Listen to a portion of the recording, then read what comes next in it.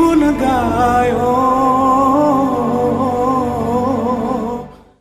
Saudaraku, musibah banjir yang membawa kayu gelondongan besar dan material bebatuan terjang Aceh Tenggara pada Selasa 1 November 2022 sekitar pukul 22 waktu Indonesia Barat.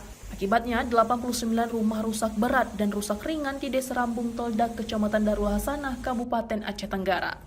Kepala Desa Rambung Toldak Zurbahari mengatakan, musibah banjir yang membawa kayu gelondongan dan kayu itu berasal dari Sungai Lawe Lekuk.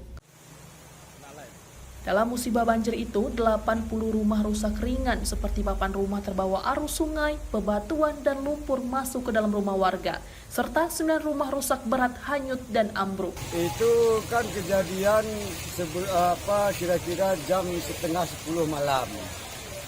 Nah, itulah kejadian banjir bandang ini.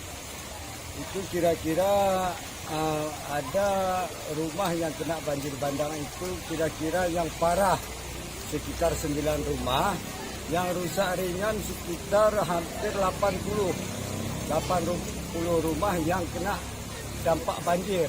Yang korban Pak Penghulu berapa orang?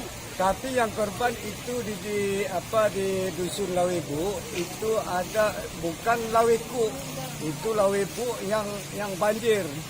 Banjir di Lawebu itu ada menelan korban jiwa, ada 2 orang.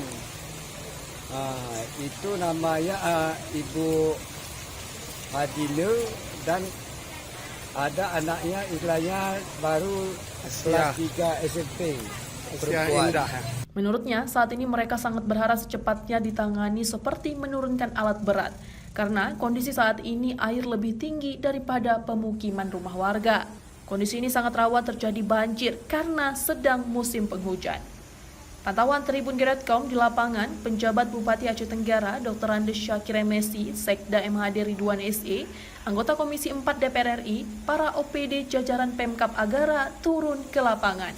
Dalam musibah itu juga terlihat 1 alat berat yang dikerahkan untuk menggali material banjir bandang seperti bebatuan besar dan kayu. Dari Aceh Tenggara, Asnawi Lui, Tribun Gayo.